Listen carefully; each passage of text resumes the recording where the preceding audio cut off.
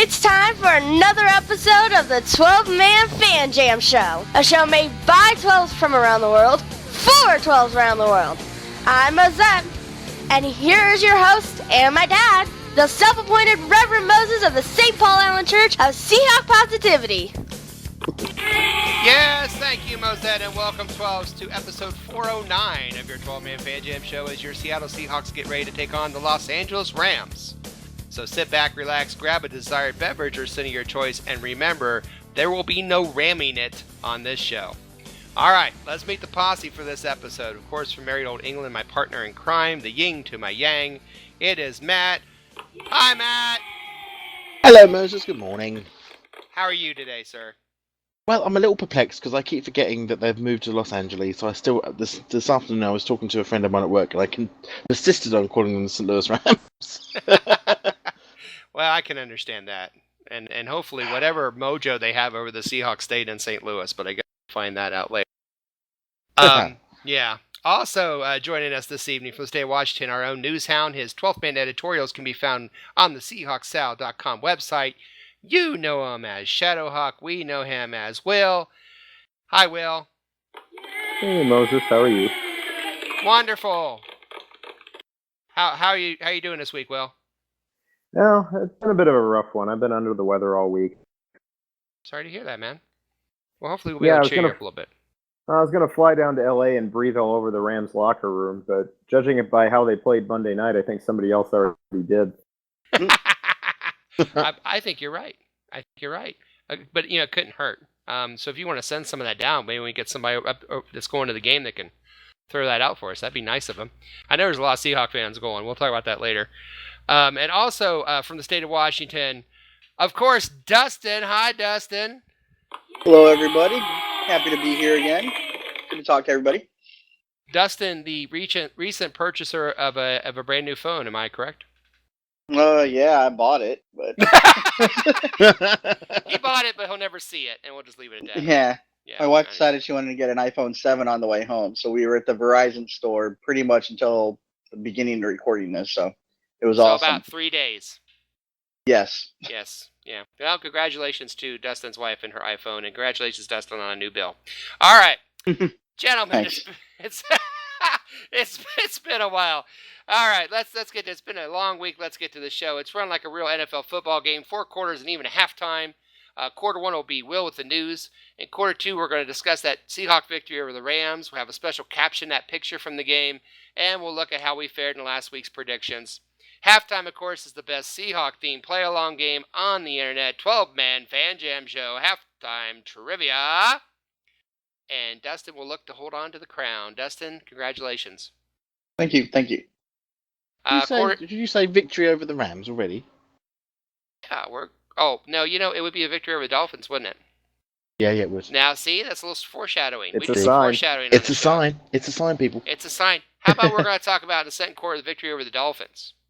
Yeah. Because here's the thing. The third quarter, we're going to talk about the Rams game. So we have the second quarter, we'll talk about the Dolphins game. I'm with you. Third quarter, we talk about the Rams game. Fourth quarter, I have a special Ram-flavored top 3.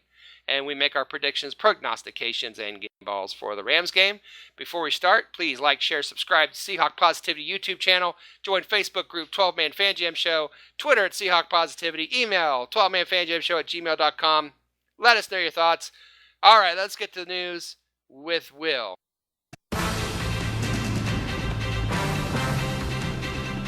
Yes, news while you were out buying ankle tape. It's the 12-Man Fan Jam Show news report with the Shadowhawk. Will, what you got for us? Well, the Harbaugh brothers are back in the news for one of the more disgusting reasons I've heard in a long time. Well, it started last Saturday when University of Michigan head coach Jim Harbaugh was playing against Central Michigan.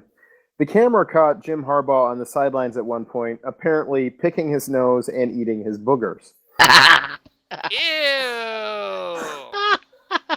Good times. So, good times. Anyway, in the ensuing press conference, he said, quote, "I have never eaten a booger in my entire life. That might have been what it looked like was happening, but I think if you rub your nose and then you bite your fingernail, that's not eating a booger now. There was no booger eating. Let me clear the air.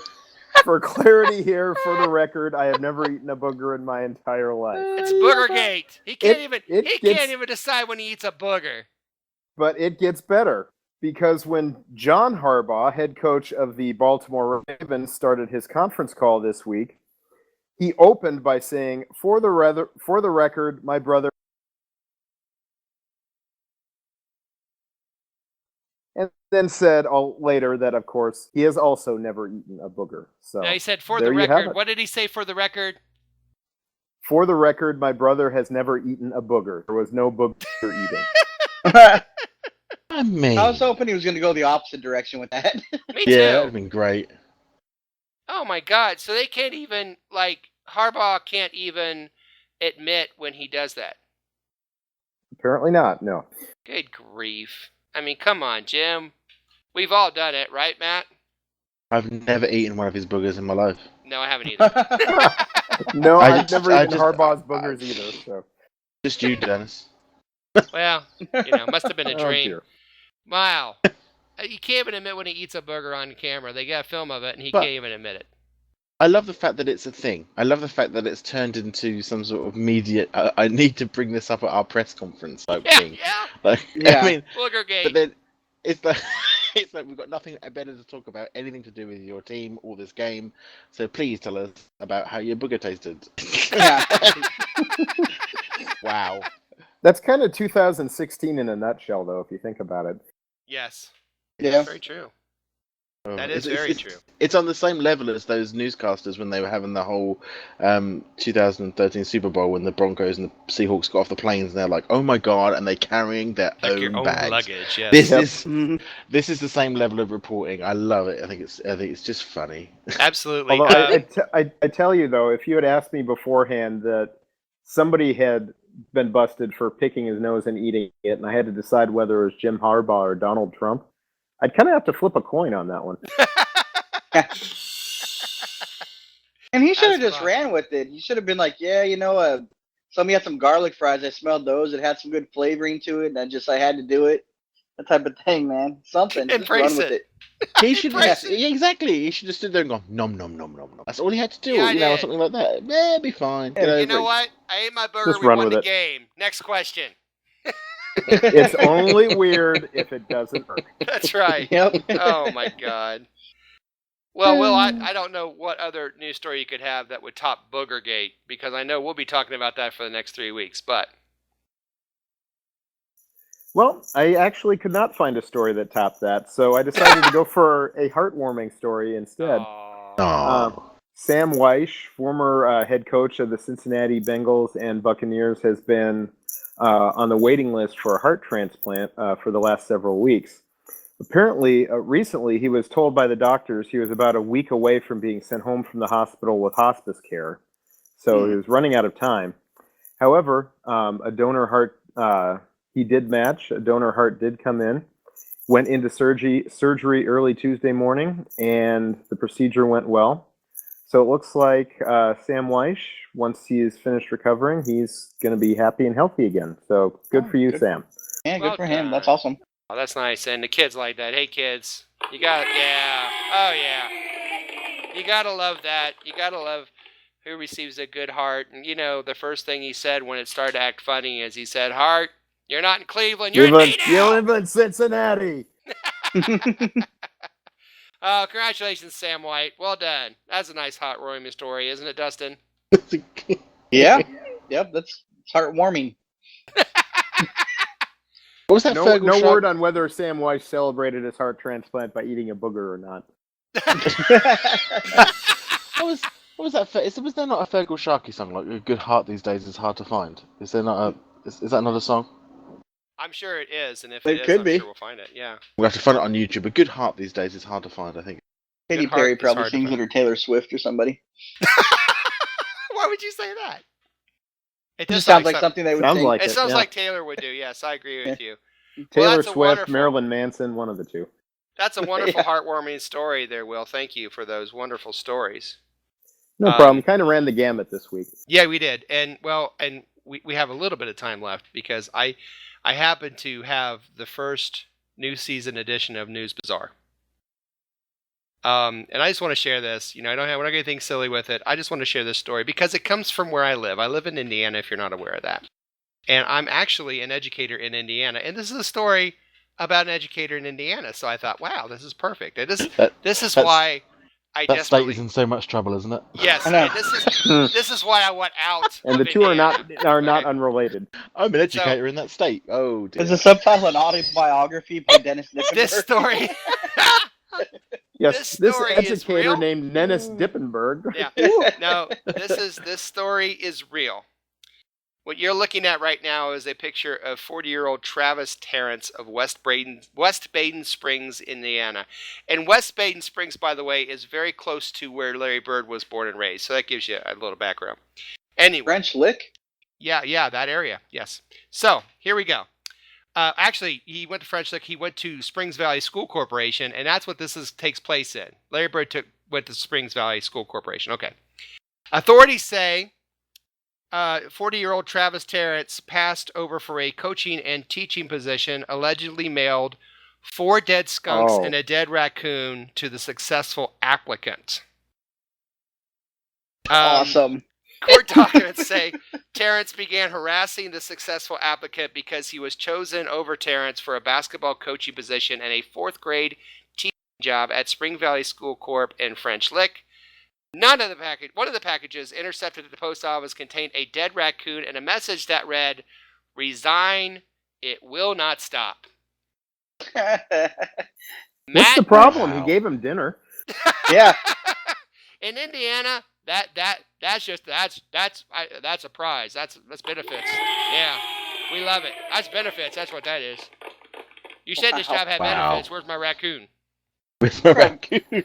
Jim Bob fan Cooter's mail involved already. here somehow. I'm Yeah, sure Jim of it. Bob Cooter's got to be on that somehow, but sadly he's not. So I just wanted to share that story about mailing dead raccoons when you lose a job. Apparently, a teaching position, that's custom over here.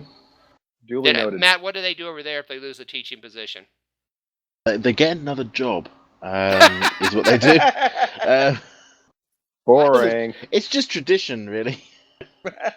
Yeah, how boring. Yeah, four dead skunks and a dead raccoon. See, if he had gotten the job, he would have sent him a possum. But that would have been live. Yeah, it would have been live. All right. Well, that being said, let's end the first quarter. It's the end of the first quarter, bitches. We got a lot of football to talk about on this episode of your 12-Man Fan Jam Show. Halftime trivia, why Los Angeles is the perfect home for the Rams. But coming up, we talk about last week's Seahawk victory over the Dolphins, and we captured a picture. We'll be right back. Well,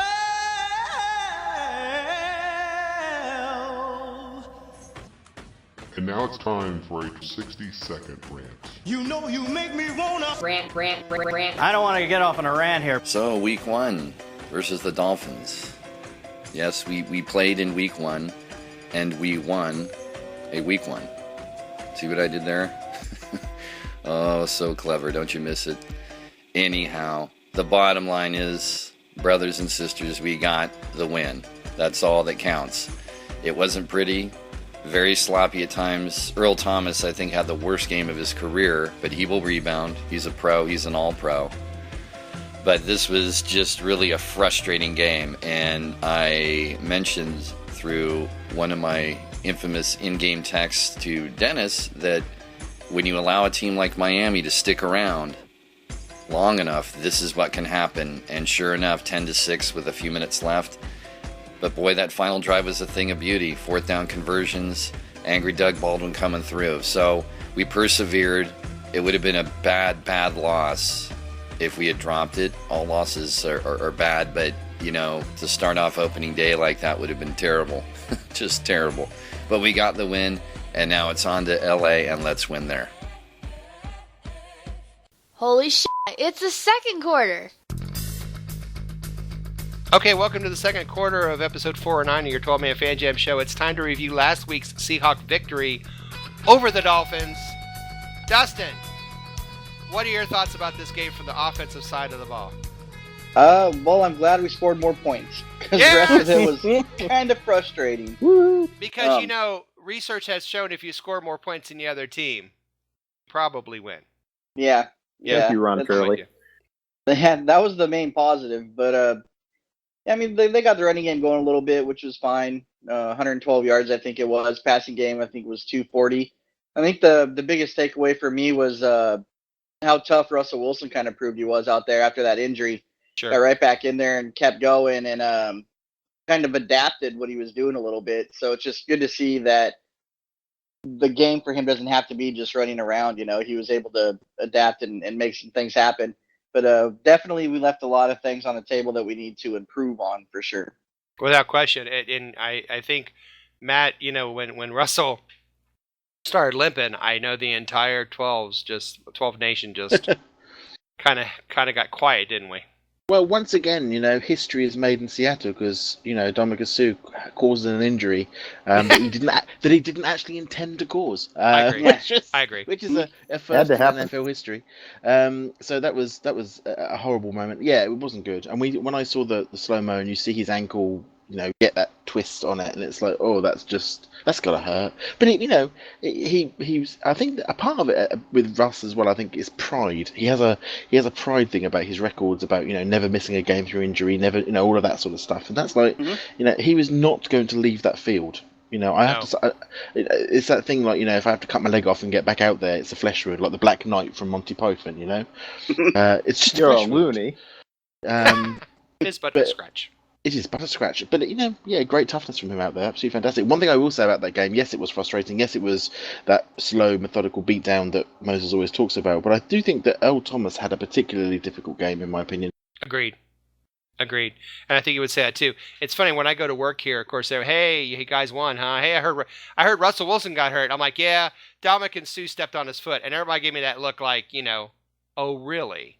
Oh, No, I don't think you really did it on purpose. Yeah, But when you hear that, you go, okay, now, come on. Yeah, that's what you assume. That's for sure. That's what you would definitely assume.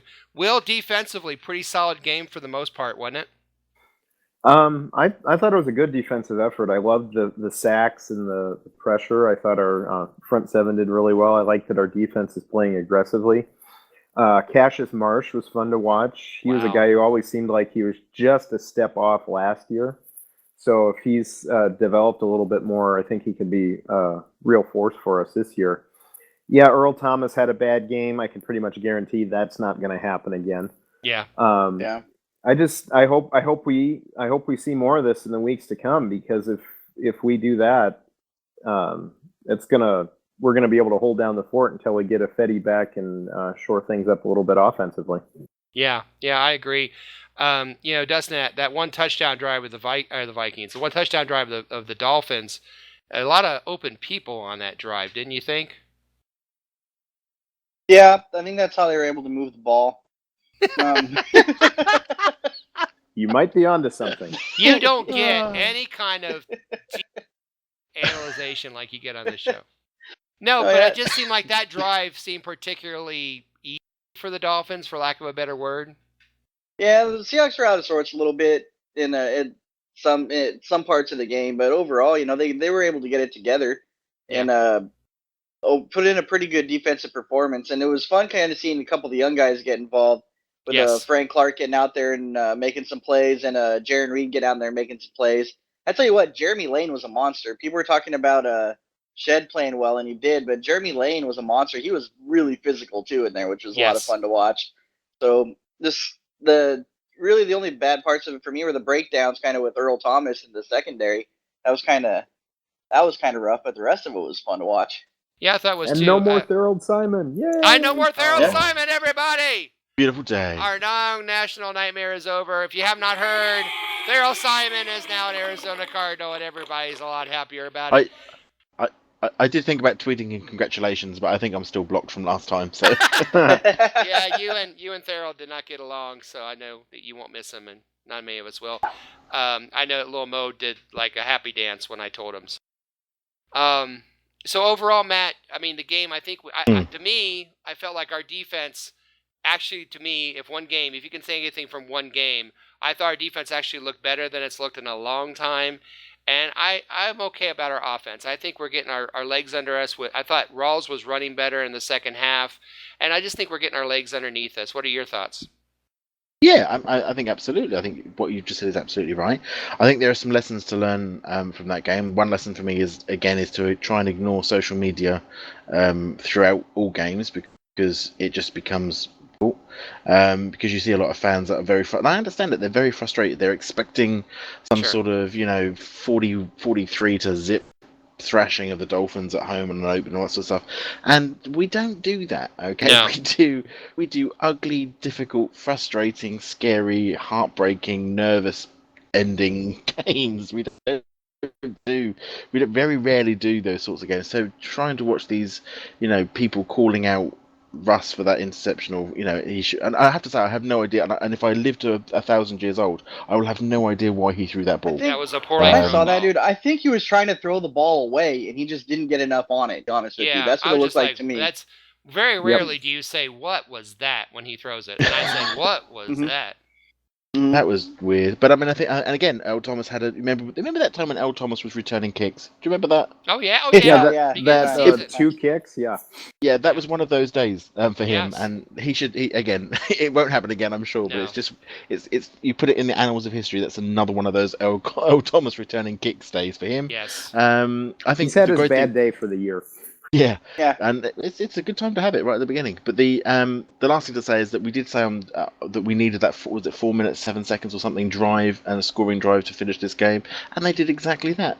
Yeah. So they did what they needed to do. It wasn't pretty, it wasn't finesse, but that's the Seahawks for you. Go Hawks! I agree. Well done. Well said. All right. Well, we talked about the game, so now it's time to do a tradition we do after every game during the season, and that is caption that picture.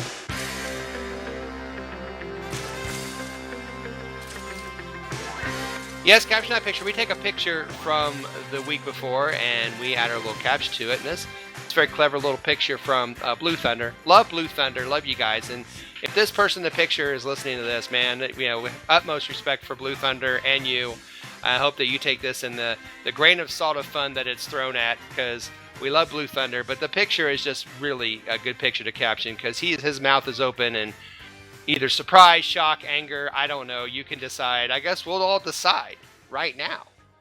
So, Dustin, do you have a caption for this picture? I do. Dustin, caption this picture. That moment when you realize you left your zipper down. I like it. Hey, Will, caption that picture. Watching Russell Wilson throw that interception. Oh, sad but true. Matt, do you have a caption for this picture? I do. All right. Caption that picture. I just caught my finger in this symbol. All right, I got a couple, and then we'll go on then. That's where I was going with the zipper thing there. Yeah. Well, I kind of did the same thing, because my first caption is nipple pitch. Ow. Ouch. Ow. Next one is, oh no, I just remember where I left my sandwich for lunch. Put it between the... Okay. And the last caption is, that's the last time I leave my symbols out in the sun all day. They're hot. If you've ever... Okay. That would hurt. That would be very painful. Well, and if the person, by chance, if you know who this person is, let us know. We'd love to reach out to them and talk to them. Love Blue Thunder. We'd love to have them to make a comment, or, anyway, make a comment of his own picture. That'd be even better. So we're going to put this up on 12-Man Fan Jam Show Facebook page, so you can caption as well, along with our own captions later this week. All right, time for a 2-minute warning. Holy shit, it's a 2-minute warning. Yes, 2-minute warning. It's time to check into our predictions from last week, our Posse Prediction Challenge as well. First, and here are the scores from last week. 3 points go to Dustin and Little Mo, because they both said Miami would score 10 points, which is pretty good. The closest score, though, was Will at 7-6, so we gave Will a point for that. Prognostication, 3 points go to Dustin, Jose, and Mike Pascal.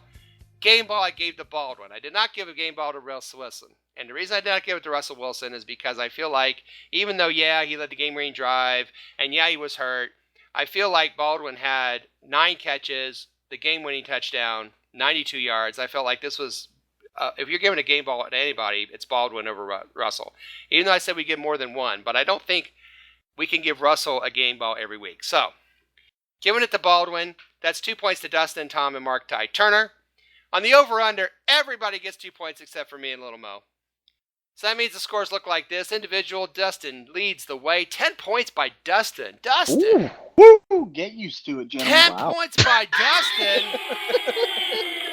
Jose and Mike Pascal with 5. Tom with 4. Will, 3. Little Mo, 3.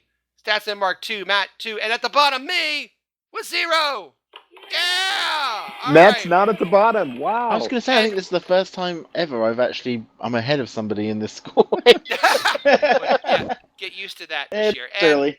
team scores for the Posse Prediction Challenge, gentlemen. Team 12 is beating Team Posse 21-17 right now. So we need to catch up with those guys. It's a long season, guys. Long season. They're jumped out. Dustin, 10 points. What led to 10 points, Dustin? You crushed it. Pretty much just all my awesomeness with knowing things, I think, is what it is. That's what he crushes does. stuff with his He drinks awesomeness. and he knows things. Well, we'll see. You know what, Will? God bless you. What a great segue. You said we'll see what he knows. Well, we're going to see what he knows because guess what? It's halftime! Holy sh! It's halftime! Coming up, a lot more show. How will the Seahawks win Sunday? How much ankle rape are we going to need?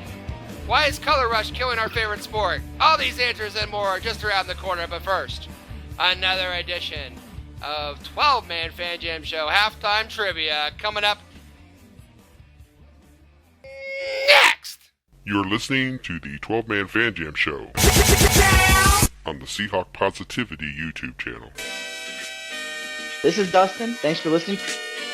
Hello? I wish I was a little bit taller. I wish I was a baller. I wish I had a girl who looked good. I would call her. Yes, it's halftime, and welcome to another fun-filled edition of the best play-along Seahawk-themed trivia game show on the internet. It's time for 12-Man Fan Jam Show Halftime Trivia. And here's your host, the self-appointed Reverend Moses of the St. Paul Island Church of Seahawk Positivity. Yes, thank you, man, and welcome to another edition of 12-Man Fan Jam Show Halftime Trivia Of the world! The trivia game that tests the knowledge of both our posse and our listeners. Our contestants are the posse themselves, Will, Matt, and Dustin, and here are the rules. So here's how the trivia game works. There'll be 2 rounds of questions. Each contestant answers 1 question each round. If they get it correct, they get 1 point. After 2 rounds of questions, there'll be a final trivia question worth 2 points. If there's a tie after that, then the tie players go on to a special secret overtime question where the winner becomes reigning 12-Man Fan Jam Show Trivia Champion and also gets a prize chosen especially for them. As an added bonus to those listening on the Seahawk Positivity YouTube channel, the questions and possible answers will be displayed on your screen so you, the viewer and listener, can play along as well. If you do, please let us know how you did on the questions. Remember, there's no Googling, no phone a friend, and please, no wagering. However, there is a lifeline. Before taping this show, my 2 charming Seahawk fan children, Mosette and Little Mo, did take the quiz as well. If the contestants want to know what the kids said, they can ask that but once and only once during the entire game show and only in the first 2 rounds. Now let's get ready to play 12-Man Fan Jam Show Halftime Trivia. All right, gentlemen, you've heard the rules. Remember, Mosette and Little Mo can be asked to, you can ask what they thought of the questions once per show. We're going to start. The trivia obviously is about the Seahawks and the Los Angeles Rams. So, Dustin, 1, 2, or 3? 3. Will, 1 or 2? 2. Matt. Oh, and I forgot to tell you, of course, 1 question out of each round. Not a question about football. Okay. Matt? Yes. How are you doing?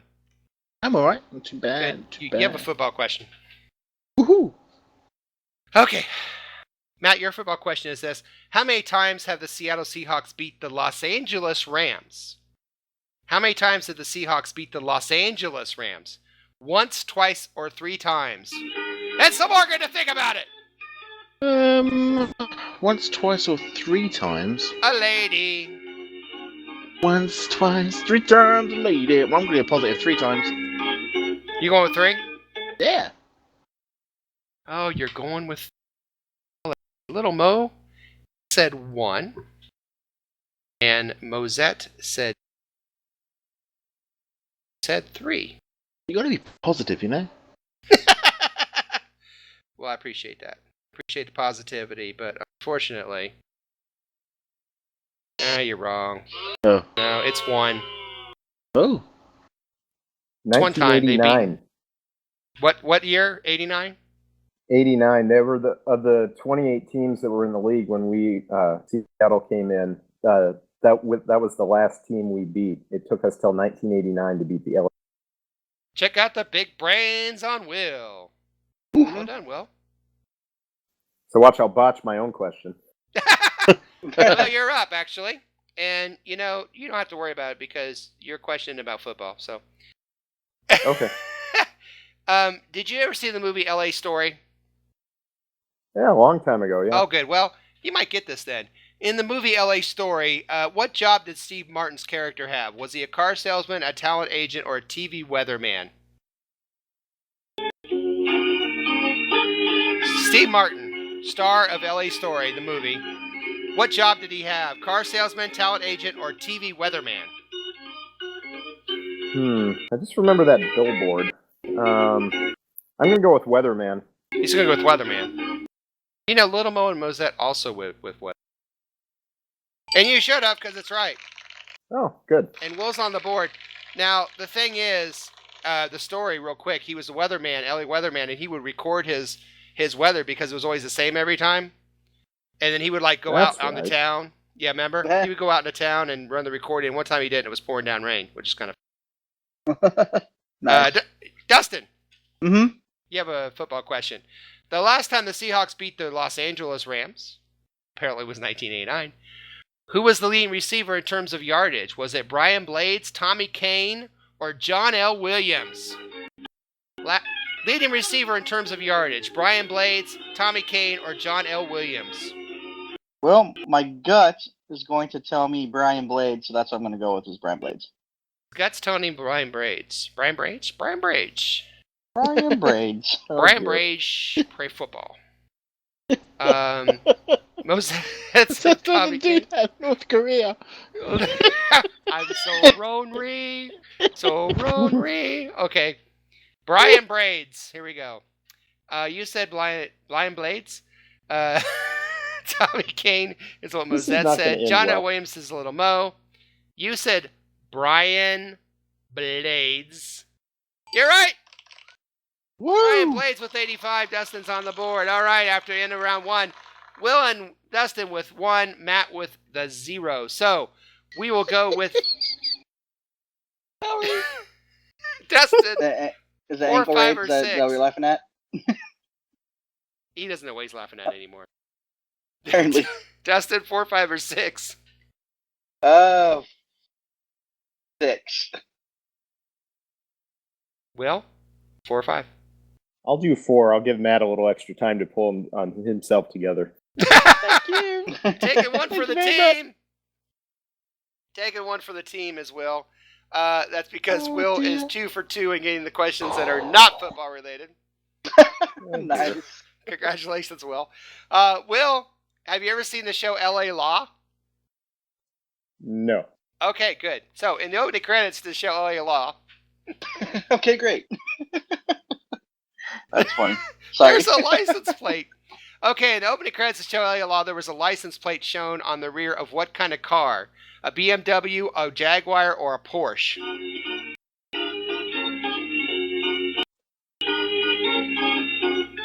Well, Little Mo watched Scarface. Maybe he watches LA Law reruns. I'm going to go to the kids. He's forever watching reruns. Okay, Little Mo said a Jaguar. Mosette said a Porsche. Nobody said a BMW. Opening credits LA Law. I'm going with the Beamer. Who are you going with? The Beamer. BMW? BMW. Okay, okay. Oh, I thought you said the Beaver. I thought you said a going with little the rough Beaver. on I'm like, the Beaver. All right. BMW, he says, because the kids didn't pick that, right? That's usually what Matt does. Well, it did work this time. It was actually the Jaguar in Lomo. It was a Jaguar. Jaguar. Whatever. Yeah, you have to, when you're saying it the car, you got to do Jaguar. Jaguar. We'll just have the Jag. You know who I think drives a Jaguar? I think Brian Blades drives one. I think. I do. I Brian actually drive a Jaguar. Bring us, Brian. All right, Matt. Yes, I drive a Jaguar. Do you really? I do. Drive that over across the ocean. I don't have that license plate though, but yeah. Hey Matt. Yes. First time the Seahawks played the Rams was 1976. Ooh. How many yards did the leading rusher for the Seahawks have? Who was, by the way, Don Testerman. Take that! Testerman. Before I was born. Testerman, was it 15 yards, 25 yards, or 35 yards? Leading rusher for the Seahawks against the Rams in 76. I 15 think. yards. Oh, carry on. Well, I was going to say, I think the kids would have a good memory of this. They would. Yeah, so I'm going to see what the kids can remember of this particular game. Well, the kids said 25 yards, both of them. So, did they? 15, 25, or 35, both kids said 25. Now, as I have exactly the same amount of knowledge about this game as the kids do, I'm going to go with the kids. You're going to go with 20? All right. Why not? Go on with 25. We lost this game, by the way. Go on. Yeah, I think it's a blowout. It wasn't pretty. 25, you say? Yeah. No. The leading rusher for the Seahawks, Don Testerman, 15 yards. 15 for the game. 1-5. Okay. We'll let that sink in. Dustin! Uh-huh. How many points in 2 games have the Seahawks scored on the road against the Los Angeles Rams? So they played them twice as the Los Angeles Rams on the road. How many points in 2 games combined have the Seahawks scored on the road against the Rams in 2 games? 10, 16, or 26? On the road? On the road, 2 on games. On the road again. Like 10, away from 16, home, or right? 26. Total. Those are not good options. No, they're not. I'll throw a 50 in. You want a 50? Got a 50. No, it's probably... I'll go with the middle one. What was the middle one? 16? I'll go 16. I love He's how so we get to tired. our answers. This is what happens when a guy spends too much time shopping and he comes on to do the show. He's like, just give me the... 16 points, he says. Mosette said 10. Little Mo said 26. You said 16. You got 16! Woohoo! You need to go easy on Wow. Dustin, man. He's tired. Oh, Dustin's just had to carry a whole iPhone 7 back into his house. And he's 2 for 2. He's 2 for 2. Here's the score as we go into our final question. Dustin with 2, Will with 1, Matt with 0. So we could have an overtime. Get excited. The questions. Yay! Yay. The final question, as always, is a number. The closest one without going over gets 2 points. And if you're all over, the closest one to the number gets the 2 points, okay? We're going to go Matt, Will, and Dustin. Okay. And here is your final question. Matt? Yes. According to travelmath.com, how many driving miles is it from Los Angeles to St. Louis? How many driving miles from St. Louis to Los Angeles, according to travelmath.com? Free plug for you there. Is this American miles? Yeah, miles, not kilometers, not Oh dear. not pounds, not whatever, Celsius. This is American miles. How many miles? 1,800. 1,800. Will. 1,637. Dustin. I don't know. Matt say 1,800? Matt said 1,800. Will said 1,647. 37. Oh, 37. I'm gonna price is right, Matt, and I'm gonna say 1,801. Oh, really? Oh, really? Have It seems like it's far because it's the north-south difference Well, too, isn't it? Not just side to side. driving miles. So Yeah, but I amount mean, you of- have to like travel north to south, not just east to west, right? Hello. hello? I don't know. Is this thing on? Dustin Don't just ask shut down me. the entire show with his rationale. North south, right? And you gotta go east west. You gotta stop by you gotta stop at 7-Eleven. Yeah. Oh my God, that's amazing. You're going the wrong way. You're going to kill somebody. All right. Are we there yet? We're just about. Look, According to kids, Big Ben. travelmath.com, the driving miles from Los Angeles to St. Louis is 1,828 miles. Guess what? Wow. Bloody It happened. hell. Dustin! Back to back. You kept the crown, buddy! Congratulations! Can I just say how amazed I am at how close my guess was? Yeah. That wasn't bad. That wasn't bad at all. That was a hell of a guess, dude. Awesome. And Dustin knew it, so he went for it, man. And Yeah. he took it right out from underneath you. How exciting. Wow. Another crowd-pleasing, heart-stopping, award-winning edition of your 12-man Fan Jam Show halftime trivia. Of the world. We'll be back with the second half of the show after this quick station identification. Skilo, take us out. You're listening to the 12-Man Fan Jam Show on the Seahawk Positivity YouTube channel. Nobody cares. Holy shit, it's the third quarter. Welcome to the third quarter of your 12-man Fan Jam Show. Yes, you. Hey, you! You ramming it. Stop it. Like or comment on the video. Join us on Facebook at the 12-Man Fan Jam Show Facebook page. Email us at 12manfanjamshow@gmail.com. Tweet us at Seahawk Positivity. Make us part of your Seahawk fix. Act now. Get a free slow clapper and possum roaster. All right.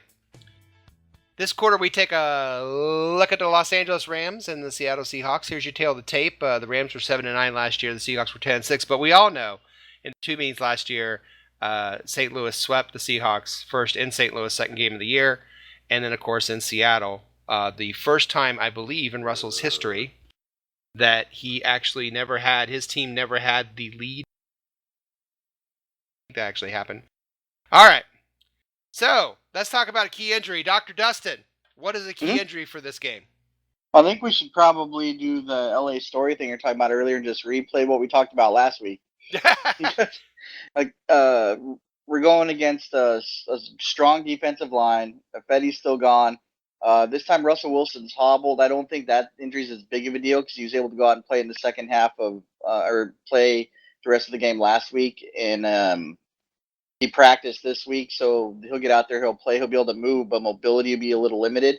And I just don't like that Rams defensive line coming up the middle and putting pressure on him right away with a guy like Jamarcus Webb in there who did not play all that well last week. So I think Fetty being gone is just, it could be huge for the team.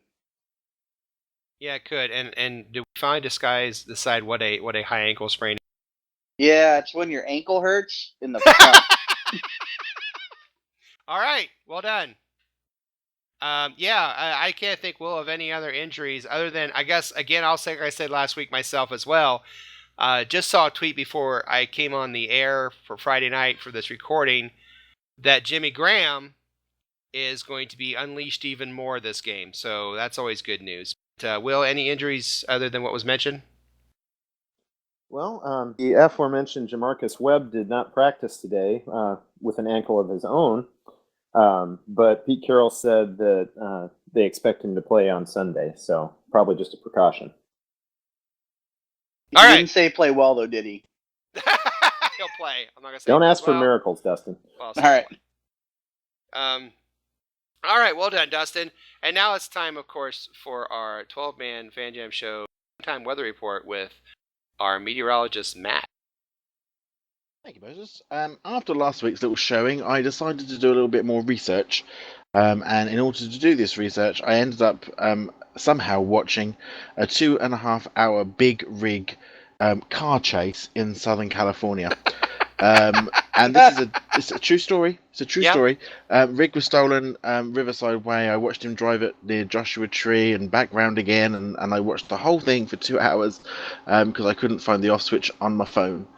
And but whilst doing that, the little man in the helicopter did explain to me about weathers and stuff because he was talking about how hot it was. So I sort of got a general gist now of what all the numbers mean. He talked to you about weathers and stuff? Yep, weathers and stuff. because they were talking about how hot it was in the desert, because that's where the bloke was driving this big rig. So Queen's English. this is how I learn things. Thanks Well, thanks then, to the if little you watch bloke the in the truck, chopper. I got to give you some background. I have to say, can I just say it was the politest truck. I have to say, first of all, it's the first big rig chase I've ever seen, but it was also the most politest because he stopped at every intersection. He didn't go above 25 miles an hour with a truck, and he didn't drive dangerously, and he did a perfect U-turn, and he parked up in a 7-Eleven car park, got out of his truck, and was then arrested. And he did all of that without so much as getting shot or anything. It was very, I was expecting more, quite frankly. I call BS. Well, it's true. Well, here's the thing. I saw that a little bit of that too. Now I didn't watch it, but Matt, this is times I miss Statsman Mark because Statsman Mark can appreciate this. If you're watching a semi truck getting chased, the only song you can listen to is this.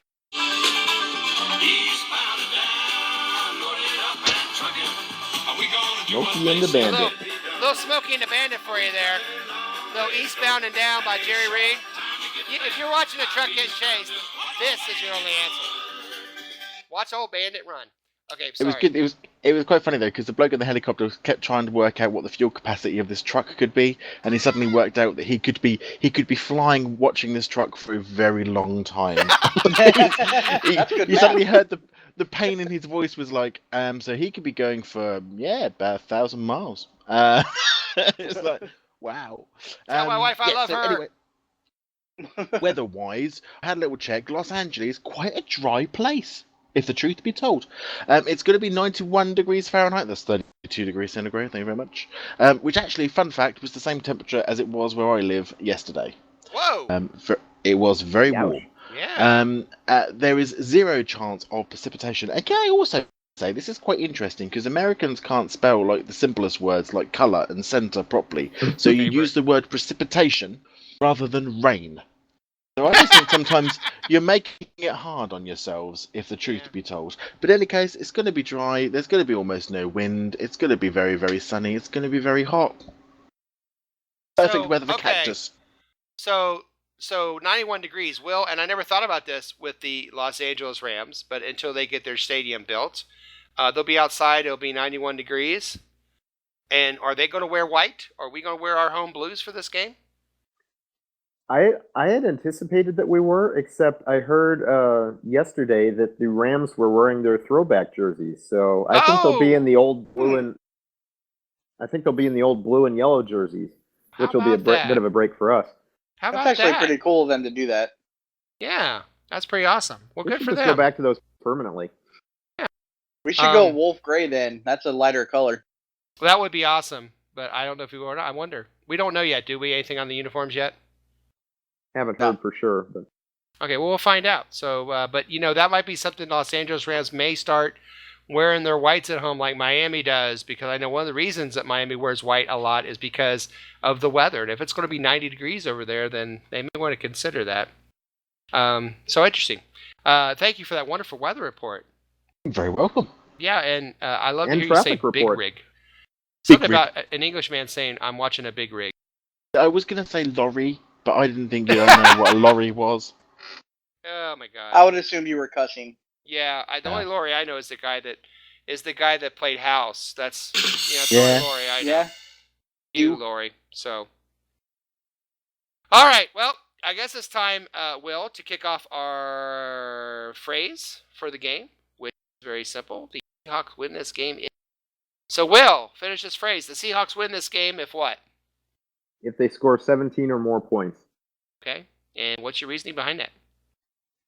After watching the Rams on Monday night and watching our defense on Sunday, I think we're going to shut them down pretty well. I don't think it's going to take too much offensive firepower to get it done. I'm sensing also that even though, let's face it, Miami and Los Angeles aren't offensive powerhouses, but I think we're going to see a lot of this year. Say, you know what? I don't think they can score over 10 points. I think our defense is that. I'm with you on that. Dustin, the Seahawks win this game if what? If they can get the run game going. Okay. If they can get the run game going, I'm kind of with you on that. Matt, the Seahawks win this game if? They turn up. Okay. I'm going to say the Seahawks win this game if the Rams trick plays do not work. Because Jeff Fisher loves to play trick plays against Seattle, and they always work.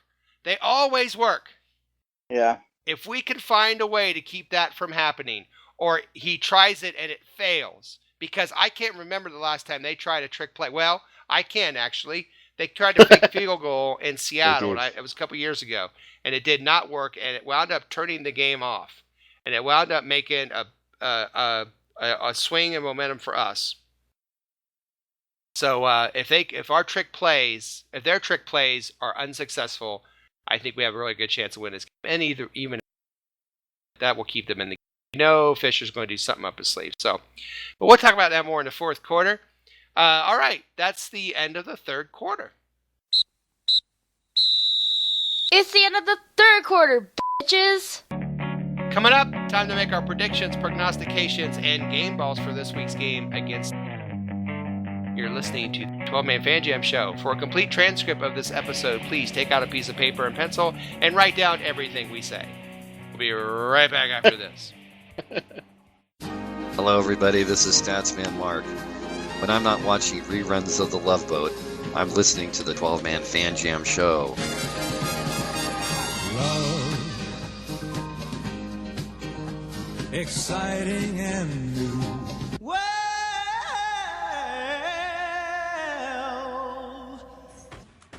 And now it's time for a 60-second rant.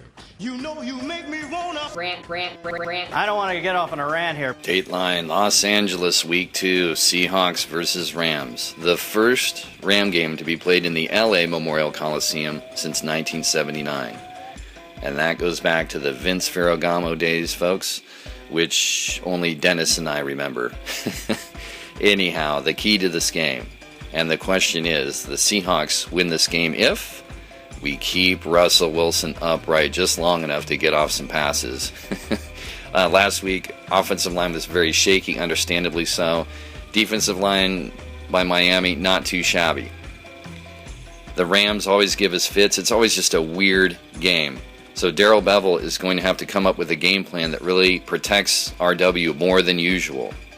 So with that said, I see us pulling this off and winning 23-13. I believe our defense will pick off Case Keenum twice, and I'm going to give my game ball for the second week in a row to a gimpy Russell Wilson.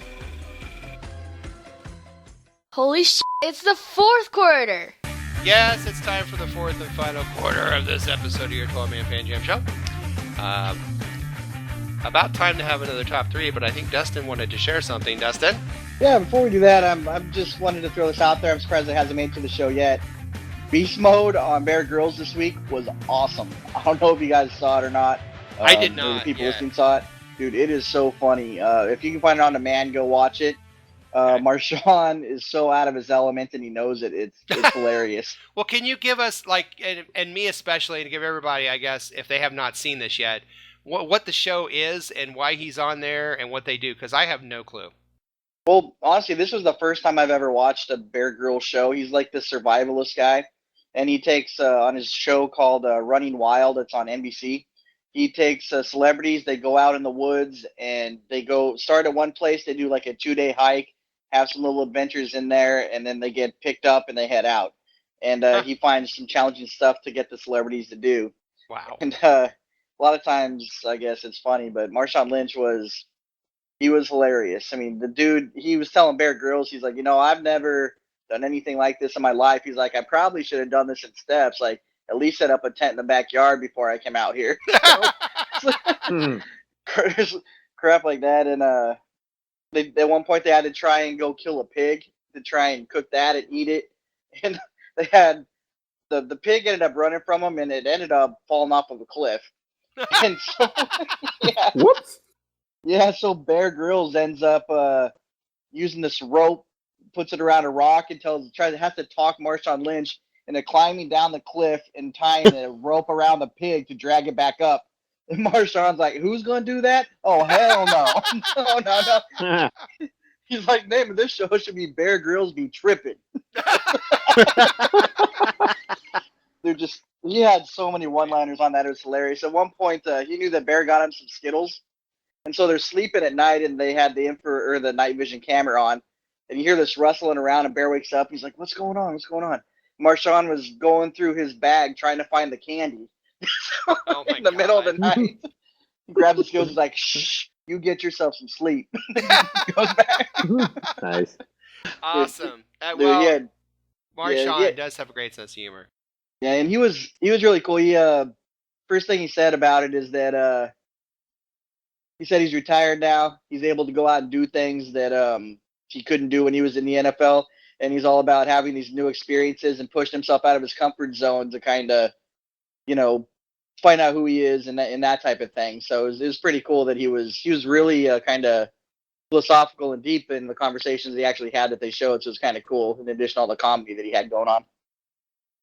It's a good watch. Yeah, it sounds like it. Very cool. Yeah, if you haven't caught that, I haven't yet, but I'm planning on watching it this week. Marshawn Lynch, wonderful appearance on a TV. And that just makes you feel about how you feel about. And I know that a lot of Rams fans were upset and had hurt feelings when the jumped up out of St. Louis and off to Los Angeles. I have found actually it's a good thing. It actually gives us the top three. So from our office located on casting couches throughout Hollywood comes the top 3 ways the city of Los Angeles is actually perfect for Rams fans. And I'm doing this as a public service because I know there are a lot of Hearst Rams fans. Hey, Los Angeles is perfect for Rams fans. Let me give you an example. Number 3, Los Angeles is known for earthquakes where the ground shakes, and the Rams are known for making plays that cause their fans' hands to shake in disgust. So I should try that again. Rams are known for making plays that cause their fans' head to shake in disgust. I think why are they hand shaking? Yeah, I don't know. Jazz hands. Yep. Number 2. Los Angeles road traffic is known as the most congested in the United States, and of course, the Rams give their own fans plenty of indigestion play.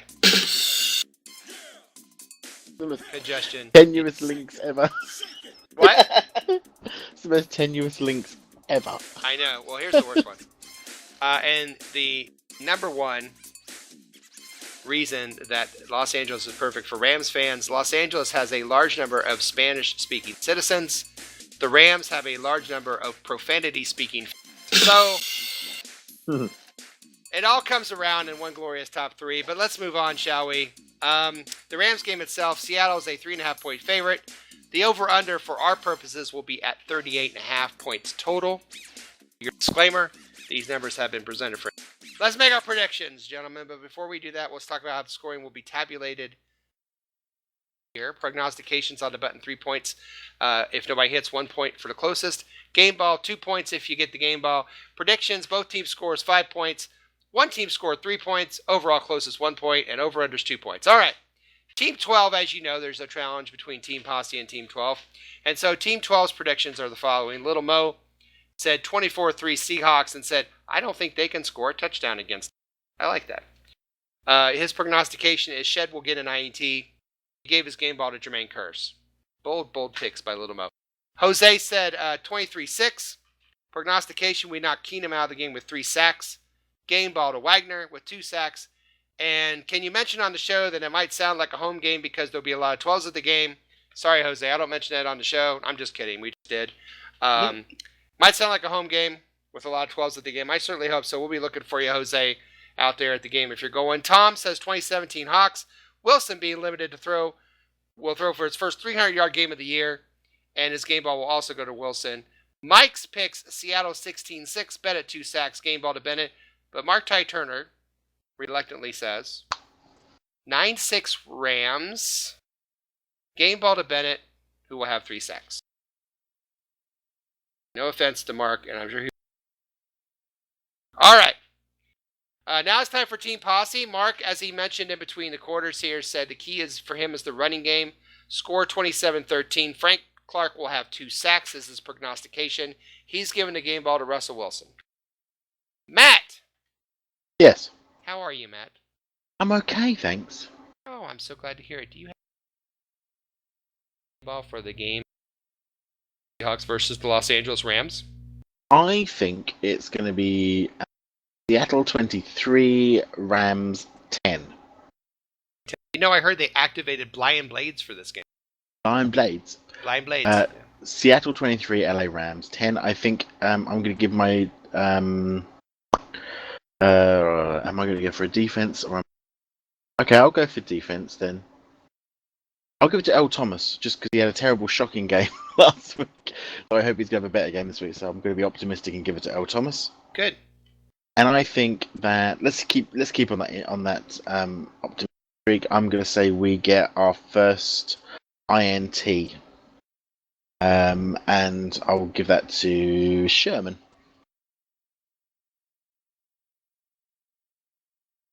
Well done, sir. Thank you. Dustin. Hi. What you got for a pick, prognostication, game ball? I'm going to say the score is going to be 16-9 Seahawks, and the only score for my prognostication, touchdown, is going to come from the defense. Game ball going to, you know what, I don't like doing this because the guy had a good game last week, but I loved his game, and I've never had him called for him to have a game ball before. So I'm going to say Cassius Marshall get the game ball this week, just riding the momentum that he had last week. Wow, that would be awesome if he does. Will! Yes, sir. Hi, Will. How you doing? You feeling better? Hanging in there. All Ready right. for some football. Is it pneumonia? No. Okay, just checking. Maybe... Okay, maybe not. Okay, Will, what's your picks? I'm going to say Seahawks 20, LA Rams 13. My game ball is going to go to Frank Clark, who I think is also going to ride the wave of a good performance last week into an even better one this week. Good. And my prognostication is Jared Goff will see the field for the first time in his career, either due to an injury to Keenum or incompetence by Keenum. I almost said... Okay, it's my turn. Seahawks stumbled through a week 1 win. Haha. Look for them to rebound better than LA Clipper Blake Griffin as the Seahawks travel down to the land of entertainment and earthquakes. Watch my game ball Thomas Rawls run over the Rams like that man Eric Dickerson did back in the days when the Rams roamed the Coliseum like they were a real football team. Watch Rawls score not 1, but 2, yes, 2 touchdowns, my prognostication. Watch the Seahawk defense confuse and confound the Rams offense. It doesn't matter who the quarterback is. And watch the Seahawks send the Rams down to defeat by a score of Seattle Seahawks 20, Los Angeles Rams 10. Ooh, very good. Very good. Thank you. Well, looks like it's time to bring another wonderful and amazing 12-man Fan Jam show to a sad close. We're so glad that you decided to waste some time with us. We certainly hope you laughed a little and maybe you learned a little something along the way. What did we learn on this show? Well, we learned that the Harbaugh brothers have never, nor will they ever, eat their own burgers. We learned that Sam Weiss is receiving a good heart. And we also learned that Dustin can crush it with his awesomeness. And that Will has big brains. So, on behalf of my partner in crime, Matt, our newshound, Shadowhawk Will, Statsman Mark, Dustin as the Beaver, Roger Goodell, Mosette, Little Mo, Vince Ferragamo, Sheila McRae, Art Carney. Good night, everybody. Go Hawks. Go Hawks. Go Hawks. Wow, guys, good show as usual. That was solid work. Yeah. Okay. Yeah. Let's hope it leads to another win. I hope so.